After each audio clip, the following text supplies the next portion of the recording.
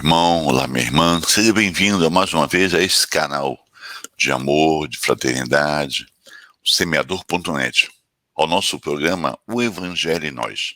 Eu sou Valnei Santiago e convido a todos a, junto comigo, a participar dos estudos da reflexão do Evangelho nesta semana. Vamos lá, meus irmãos? Então hoje estudaremos, em continuidade, o capítulo 16, os itens que falam da desigualdade das riquezas e a verdadeira propriedade. Vamos lá então, nos estudos. Desigualdade das riquezas. A desigualdade das riquezas é um desses problemas que se procuram resolver inutilmente, quando se leva em consideração apenas a vida atual. A primeira questão que se apresenta é esta: por que todos os homens não são igualmente ricos? Isso acontece por uma razão muito simples: é que os homens não são igualmente inteligentes, ativos e laboriosos para adquirir, nem sóbrios e providentes para conservar. Aliás, é um ponto matematicamente demonstrado que, se a riqueza fosse repartida igualmente, daria a cada pessoa uma parte mínima e insuficiente que, supondo ser essa divisão realizada, o equilíbrio em pouco tempo seria rompido por causa da diferença de caracteres e de aptidões que, supondo a divisão possível e durável, tendo cada um apenas o necessário para viver, o resultado seria o aniquilamento de todos os grandes trabalhos que contribuem para o progresso e o bem-estar da humanidade, que, supondo-se que ela desse a cada um o necessário, não haveria mais o estímulo que leva o homem às grandes descobertas e aos grandes empreendimentos úteis. Se Deus concentra a fortuna em certos lugares, é para que dali ela se expanda em quantidades suficientes, segundo as necessidades. Admitindo-se esse raciocínio, pergunta-se: por que Deus a concede a pessoas incapazes de fazê-la frutificar para o bem de todos? Essa ainda é uma prova da sabedoria e da bondade divinas. Dando ao homem o livre-arbítrio, quis Deus que ele chegasse, por sua própria experiência, a diferenciar o bem do mal, e que a prática do bem fosse o resultado dos seus esforços e da sua bondade e da sua própria vontade. Ele não deve ser conduzido fatalmente nem ao bem nem ao mal. Se assim não fosse, o homem seria apenas um instrumento passivo e irresponsável, como os animais. A riqueza é um meio de experimentá-lo moralmente, mas como ao mesmo tempo é um poderoso meio de ação para o progresso, Deus não quer que ela fique muito tempo improdutiva.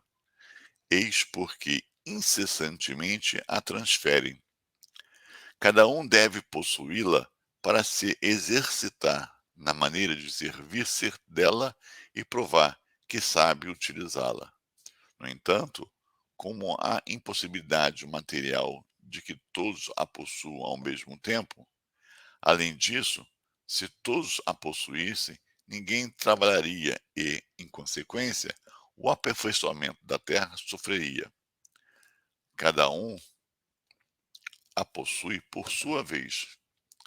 Assim sendo, aquele que hoje não tem, já teve ou a terá em outra existência, e o que agora a possui, poderá não tê-la mais amanhã. Há ricos e pobres, porque Deus, sendo justo, cada um deve trabalhar por sua vez. A pobreza é para uns a prova da paciência e da resignação. A riqueza é para outros a prova da caridade e da abnegação.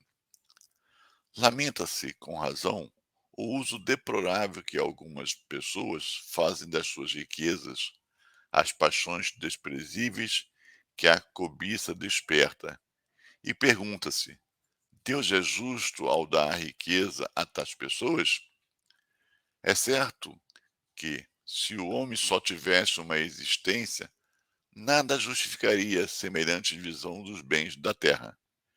Mas sem lugar de limitarmos nossa visão à vida presente, considerarmos o conjunto das existências, veremos que tudo se equilibra com justiça. O pobre, portanto, não tem nenhum motivo para acusar a providência, nem para invejar os ricos, assim como os ricos não o têm para se vangloriarem do que possuem.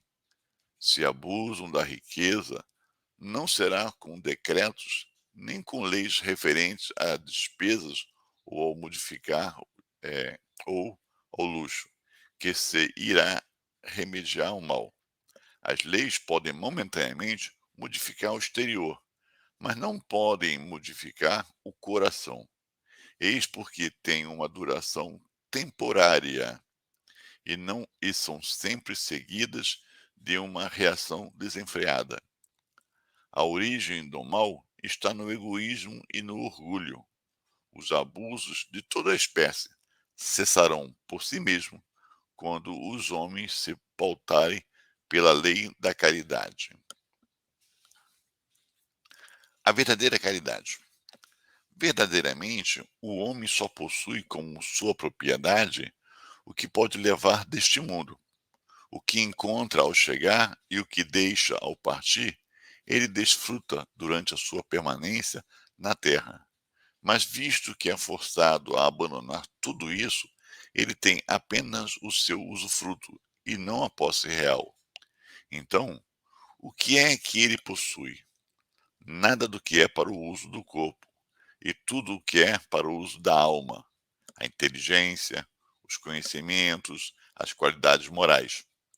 Eis o que ele traz e o que leva consigo, o que ninguém tem o poder de lhe tirar, e o que lhe servirá mais ainda no outro mundo do que neste. Unicamente do homem depende estar mais rico ao partir daqui, do que ao chegar na terra, porque do que ele houver adquirido em bem resultará a sua posição futura. Quando houver adquirido em bem, quando um homem vai para um país distante, ele arruma a sua bagagem com objetos que tenham uso naquele país, e não com aqueles que lá lhes seriam inúteis. Procedei, pois, da mesma forma em relação à vida futura. Fazei provisões de tudo que nela poderá vos servir. Ao viajante que chega a um albergue, se ele pode pagar, é dado um bom alojamento. Ao que tem menos recurso, é dado não tão bom quanto ao primeiro. E aquele que nada tem é deixado ao relento. Assim acontece ao homem na sua chegada ao mundo dos espíritos. O seu lugar depende das suas posses, mas não é com ouro que ele pode pagá-lo. Ninguém lhe perguntará quanto tinhas na terra, que posição ocupavas, eras príncipe ou operário. No entanto, lhe será perguntado: o que trazes? Não se calculará o valor dos seus bens, nem dos seus títulos, mas a soma das suas virtudes. E de acordo com esses cálculos, o operário pode ser mais rico que o príncipe. Inutilmente, o homem alegará que, antes de deixar a terra, pagou em ouro a sua entrada, pois ouvirá como resposta que ali os lugares não são comprados, mas ganhos com o bem que se fez, que com a moeda terrestre ele poderia comprar terras, casas e palácios, mas ali tudo se paga com as qualidades do coração. És rico dessas qualidades? Se bem-vindo e vai para o primeiro lugar, onde todas as felicidades te esperam. És pobre? Vai para o último, onde serás tratado de acordo com as tuas posses. Uma mensagem pascal, Genebra, 1860. Os bens da terra pertencem a Deus, que os distribui de acordo com a sua vontade. O homem apenas usufrui deles, é o seu administrador, mais ou menos íntegro e inteligente. Uma prova de que eles pertencem muito pouco ao homem é que Deus frequentemente anula todas as suas previsões, fazendo com que a riqueza escape daquele que se acredita com os melhores títulos para possuí-la. Direis, talvez, que isso é incompreensível em relação à fortuna hereditária, mas que o mesmo não acontece com a que o homem conseguiu com o seu trabalho. Sem dúvida alguma, se há uma riqueza legítima, essa é a que se adquiriu honestamente, porque uma propriedade só é legitimamente adquirida quando para conquistá-la não se prejudicou ninguém. Serão pedidas contas até de um centavo mal adquirido, em prejuízo de alguém. Mas por que um homem deve sua riqueza a si mesmo? Será alguma vantagem ao morrer? Os cuidados que ele toma para transmiti-la aos seus descendentes frequentemente não são inúteis, pois se Deus não quiser que eles a recebam, nada poderá prevalecer contra a sua vontade. Poderá ele usar e abusar da sua fortuna impunemente durante sua vida, sem ter que prestar contas? Não, porquanto, permitindo-lhe adquiri-la, Deus pode ter querido recompensá-lo durante esta vida por seus esforços, sua coragem e sua perseverança. Mas se ele serviu-se dela apenas para a satisfação de seus sentidos e do seu orgulho, se ela se tornou em suas mãos um motivo de queda, valeria mais não tê-la possuído.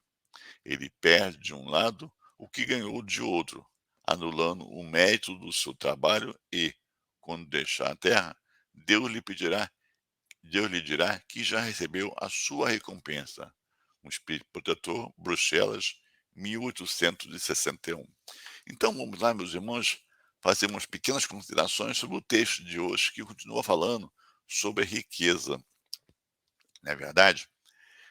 Então, ele começa na questão da desigualdade das riquezas, e a gente observa isso muito nitidamente, né?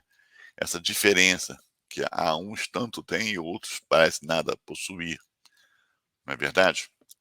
E aí se coloca que é assim mesmo, né? Essa diferença é normal, porque para que nós tenhamos o dinheiro, temos que trabalhar, temos que ter essa inteligência, né? Temos que ter alguma qualidade. E nós estamos em situações diferentes, né? De momento. Também temos que entender, meus irmãos, que a nossa vida, ela não é apenas a que nós conhecemos neste corpo em que aqui estamos na Terra. Não. Aqui é apenas uma fase. O que viemos aqui fazer não é lazer, é trabalhar o homem que está em nós, é promover cada um de nós em si mesmo a sua transformação moral.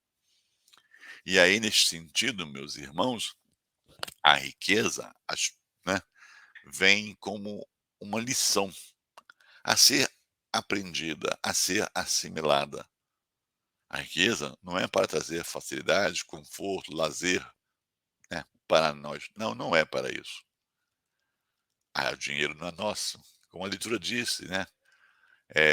O que é nosso é o que nós trouxemos. E ao voltar, levaremos. O que é do corpo que fica é de Deus que nos foi confiado. Então, o que viemos fazer aqui na Terra são adquirir essas riquezas da moral, da inteligência, da ética. Isso que nós temos que entender. A maior parte das vezes nós nos confundimos com o nosso orgulho, a nossa vaidade, o nosso egoísmo, e perdemos o foco, o objetivo da nossa estada aqui. Pensamos, né, ser o objetivo da nossa estada aqui adquirir esses bens, essas propriedades, fortuna, mas não é isso. O objetivo de nós estarmos aqui, o objetivo esse traçado pelo Pai, é que nós adquirimos valores, valores do espírito, valores da alma, que é a inteligência, a moral e a ética, porque esse nos acompanha. Esses, como a leitura diz, ninguém tem como tirar de nós. Então, esta é a verdadeira riqueza que viemos aqui conquistar através do nosso trabalho, do nosso esforço, que vamos progredir. A riqueza é mais uma lição para que nós possamos, com tantas outras, tirarmos os ensinamentos que o Pai nos oferece. E é assim que nós entendemos que a riqueza que nós vemos a possuir, porque Deus assim quis, para nos proporcionar oportunidades de reflexão, de entendimento, é assim que nós fazemos. Nosso dinheiro nós acumulamos para nós e os nossos, ou nós multiplicamos, como na parábola dos talentos, né? Nós multiplicamos em benesses para outros, dando condições do trabalho digno para que possa levar para casa o fruto do seu labor, em que promovemos com ele também o progresso da sociedade através, né, de criações de escolas, de hospitais, de mecanismo de mobilidade, de comunicação, com os avanços tecnológicos facilitando a vida de todos, com pesquisas, né, que propiciam a cura para tantas doenças que afligem a humanidade. Este é o propósito do dinheiro, né.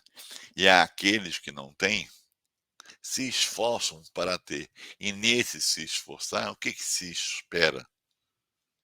Né, desenvolver a sua inteligência para adquirir, né, o desenvolver a sua vontade em trabalhar, porque o trabalho, né, é lei de Deus. Nós temos que trabalhar no desenvolvimento nosso e do coletivo. Então são esses valores que nós temos que entender que aqui vamos conquistar. Essa é a vontade do Pai. Sejamos nós pobres ou ricos. Cada uma dessas duas situações proporcionam para cada um de nós oportunidades de crescimento. E cada um de nós vamos experimentá-las a seu tempo. A seu tempo. Se somos pobres hoje, seremos ricos um dia, ou até já fomos. E se somos ricos, o mesmo acontecerá.